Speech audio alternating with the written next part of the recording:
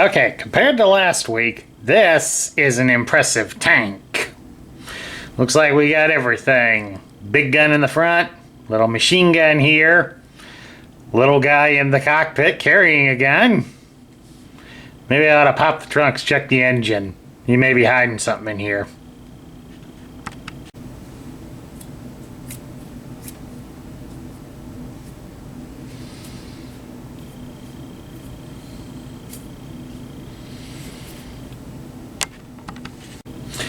Hello everybody, Sparkster1701 here.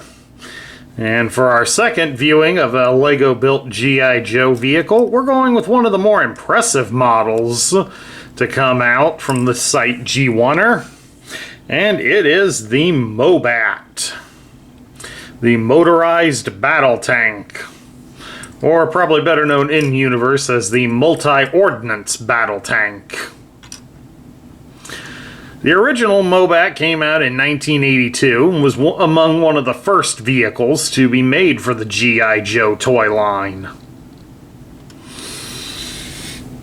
The original version of this tank was powered by a pair of D-cell batteries, and it used a rather ingenious setup in the turret to allow it to operate.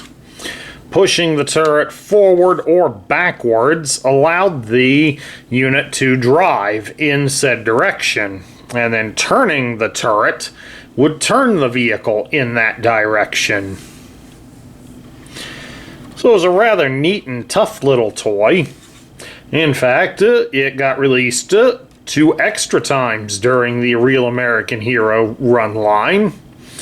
Most famously, it was redone up as the Crimson Attack Tank, or Crimson Assault Tank, as an exclusive for Sears, so it was painted up in black with some red highlights.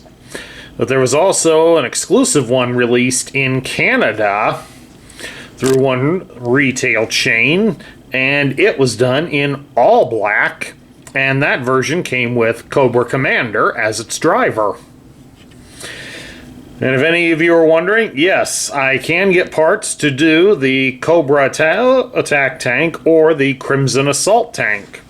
If you would like to see any of those in the near future, please give a shout out in the comments section. So I definitely would love to hear what some of you would think of it. Unfortunately, this model is not motorized.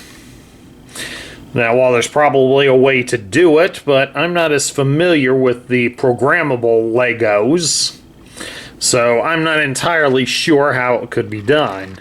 But it does have some treads, and they are in a loose enough configuration that it does rolls pretty good. And of course, we have a lot of the other features from the toy. It does have a universal tow hitch here on the back. And the back area does open up, so that we do have some engine detail. And some small tools could probably be stored loosely in here. That's kind of what Larry was insinuating. Either that or he was hoping there was food hiding back in there. Just get that popped back into place. There we go. Turret itself does rotate fully. Unfortunately, it doesn't have too much of the detail that's on the top of the toy. Oh yeah, one of these pieces is kind of loose on my Mobat. I need to replace one of the parts so that doesn't fall out. So I better hold it on there. Unfortunately, it doesn't have a lot of the surface detail that the toy does have, but they did at least design it so it does have the spare tread links hanging here on the top. And of course, the turret does rotate 360 degrees. And you can raise up the 130mm cannon. Can be raised and it can be lowered. And of course, we also have a rotating machine gun. It's a 50 caliber gun. That's basically where the action figure sat on the toy. Unfortunately, Hasbro did not make Steeler, the driver of the tank, in their Creon line. And at the time, I didn't think I could find a part to best represent the added pieces to Steeler's helmet, so I created my own little guy here. I don't have a code name for him yet, although I'm tempted to go with Oddball, as in a reference to Donald Sutherland's character in Kelly's Heroes. But I kind of made a modern version of what Steeler may look like. You can see on the head he's got a headset painted on there. He's wearing a bandana instead of the helmet. Probably not the smartest idea. But he does have a green torso and tan sleeves, and you can see there's a gun painted in there, tucked into his belt. Got him a custom watch piece on his hand, on the one wrist, and he's carrying an MP5 instead of the Uzi submachine gun. I know some of you will probably point out that he doesn't have legs. Well, of course he doesn't have legs. The machine gun nest up here doesn't go down deep enough to allow him to have legs. So any minifigure that you would want in here has to be legless.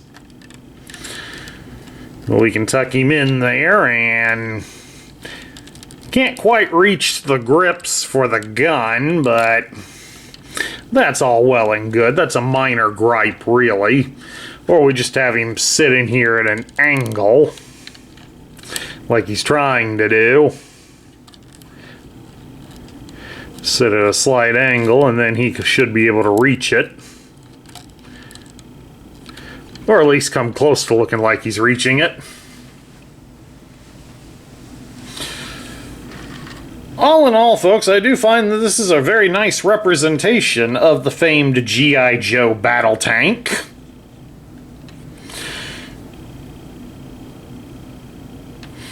And it does have a lot of pieces to it, so it does take a fair amount of time to put this bad boy together. Of course, this version was also designed with some Creon, with a Creon part inside it to do the hinged piece to raise and lower the main gun, but I have redesigned it so it doesn't need that piece, which is good because I wasn't going to go track down a Creon part to do that. But all in all, I do love this tank. And I hope many of you that are G.I. Joe fans are rather thrilled at seeing the famed Mobat done up in Lego form. At any rate, that's my look at a Lego-built version of the Mobat. I hope you all enjoyed it. And please do remember that if you love the content we feature on this channel, I would certainly appreciate a like, a share, a comment, and a subscription if you haven't done so already. This is Sparkster1701 saying I'll catch you all later.